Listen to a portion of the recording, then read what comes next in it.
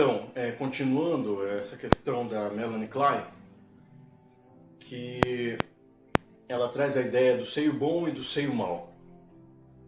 Então nós temos essas duas instâncias psíquicas que essa criança vai gerar dentro de si. Uma hora eu vejo nesse processo esquizoparanoide, eu vejo o bom que me acolhe e quando se afasta eu vejo o seio mau. Então isso a gente pode entender trazendo para essa questão do amor, que o seio é uma representação do amor, do objeto de prazer, e quando eu me aproximo, a força do desejo, do amor, eu sinto isso, o bem-estar, serotonina, dopamina, é o sistema dopaminérgico do amor. Mas quando se afasta, nesse mesmo sistema, eu sinto aquilo que a gente vai chamar de ódio. Que ódio que se afastou de mim. Então, só que não se opõe, nesse caminho, nesse processo do amor, essas duas coisas estão juntas. Ora eu amo aquele objeto de prazer, ora eu odeio. Vamos trazer de volta aquela imagem do esquilo da Era do Gelo. Ora ele ama aquele objeto, quando ele pega, ele alcança aquele objeto, ele sente o bem-estar, o prazer, mas quando ele se afasta, ele sente o ódio naquele processo. E ali é interessante perceber que ele nunca tem esse objeto. Ele tem por alguns momentos, mas logo se vai. Porque é esse processo que nos conduz a sempre caminharmos na vida. E esse objeto pode ser muito transicional, como diria Winnicott, que é um psicanalista também, de algumas décadas atrás, lá no começo da psicanálise, que ele também estudou as crianças e ele trouxe essa ideia do objeto transicional. Se nós pegarmos as crianças e naquele processo, quando ele está se separando da mãe, ali nos 5 anos de idade, por exemplo, ele começa a ter um objeto transicional, que é a imagem da representação da mãe, daquele objeto de prazer. Vai ser um urso, vai ser um brinquedo, vai ser uma manta, um cobertorzinho, que ele vai ficar com aquilo, vai segurar aquilo e vai ficar com aquele objeto. Então, esse objeto de prazer vai ser também transicional. Exemplo dessa criança da nossa infância. A gente está sempre transicionando naquela imagem primordial que está no nosso inconsciente. E o medo? Bom, o medo, ele já atua em outra região cerebral, que está relacionado à ansiedade, é um outro caminho, um outro sistema, o sistema do alerta, do perigo. E vai ter muitas instâncias também essa questão do medo. Geralmente vai acontecer em processos de mudanças, de coisas inesperadas que acontecem e se desperta esse processo da amígdala e que passa por todo o cortisol que é liberado das supras renais, enfim. E desperta-se o alerta, o perigo, mas sem o processo racional. É um mecanismo de sobrevivência também. Então, quando se aparece uma cobra aqui, logo se desperta esse medo da sobrevivência. Mas ele tem algumas instâncias. Por exemplo, os gregos vão chamar de eulabeia, que é o medo da precaução, da prudência, que é esse medo, digamos que inicial. Se aparecer uma cobra aqui, algo acontece, eu tenho um alerta de prudência para observar o que é aquela situação. Mas eu vou ter uma outra instância que esse medo pode evoluir para deilia, que é uma timidez, que é uma covardia. E que pode evoluir para isso pela falta de conhecimento. Então, se aparecer uma cobra, a primeira instância é o Labeia, que vai ser o alerta. Mas se eu não tiver um campo de conhecimento sobre aquela cobra, vai evoluir para uma deilia, que é uma timidez, uma covardia. Porque o medo vem com a ideia de enfrentar ou fugir.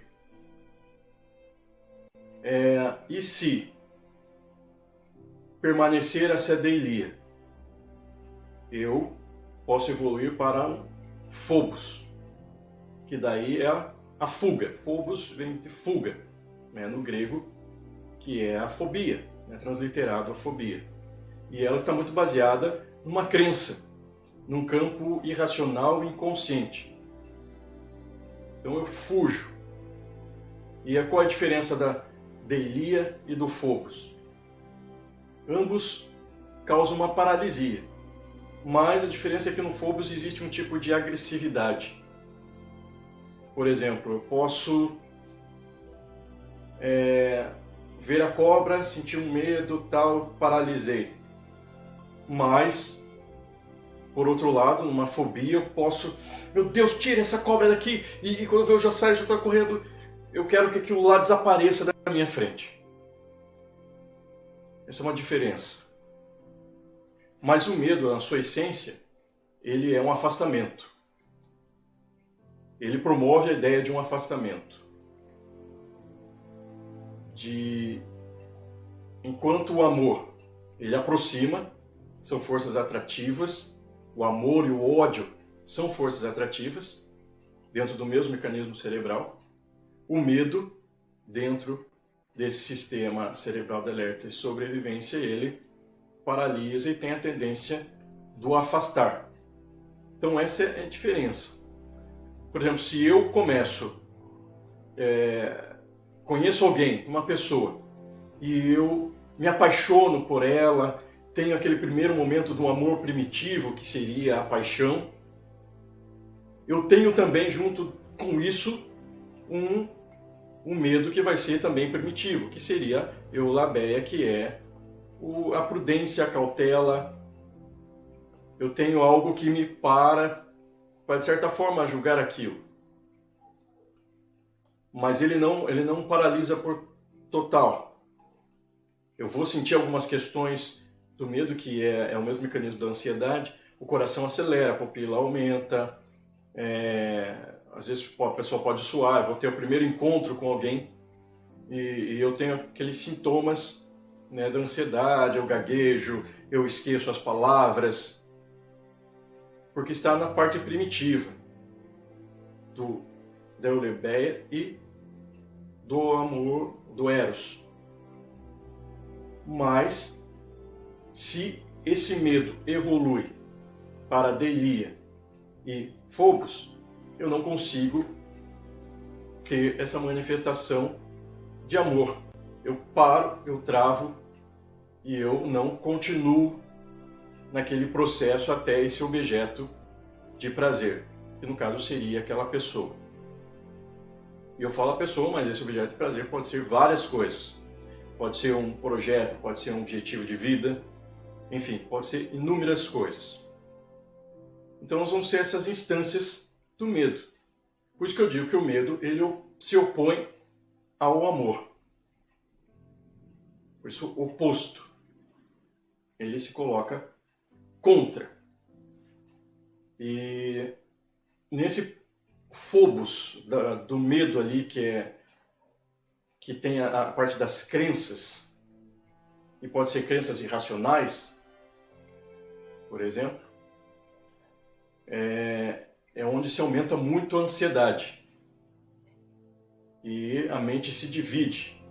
Por muitas, a ansiedade vem do merizo, do grego, que significa mente dividida. A mente se divide em questionamentos, em questões, e daí paralisa.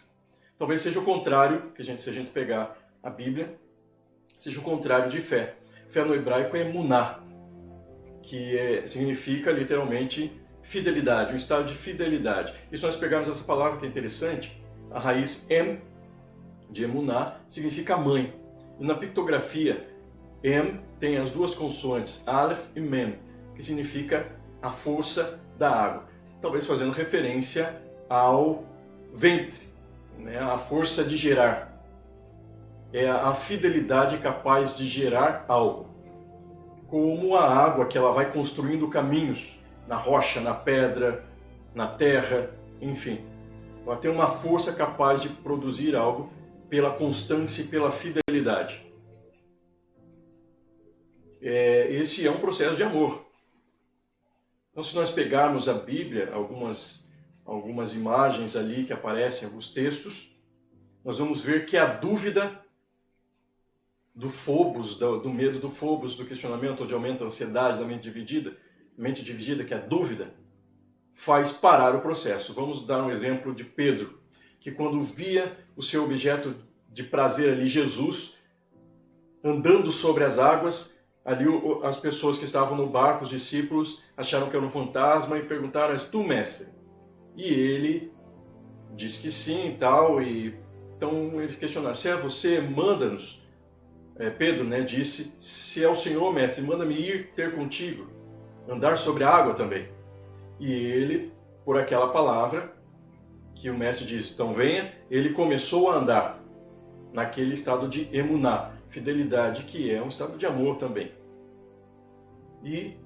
Só que no meio do caminho, ele olhou para outras coisas, duvidou e começou a afundar, ou seja, paralisou naquele caminho até aquele objeto de prazer que seria Jesus, seria ali o mestre.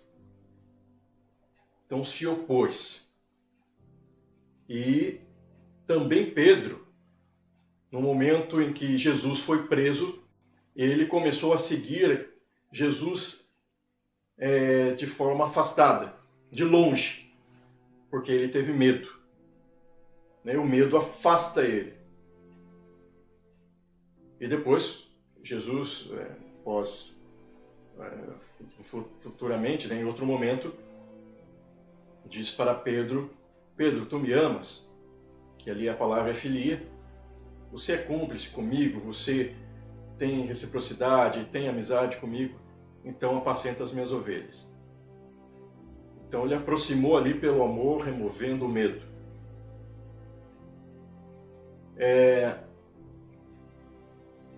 Então, e você vai ver que nos sistemas que a gente percebe na história, quando alguém queria dominar um povo, eles usavam o medo, não exatamente o ódio.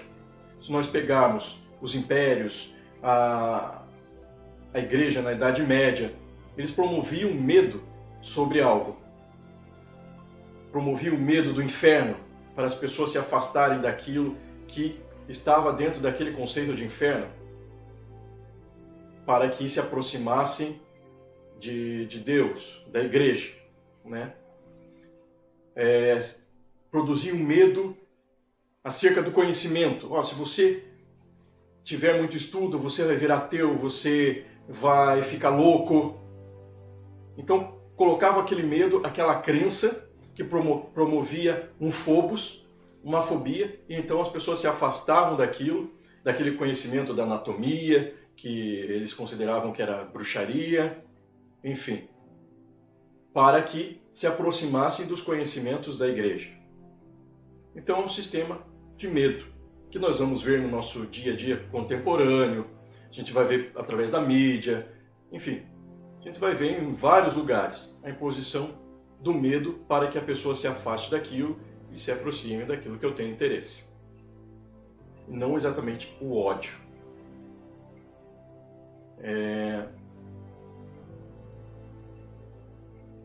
Então tem outros exemplos aí. Mas enfim, é isso que eu gostaria de falar acerca desse assunto.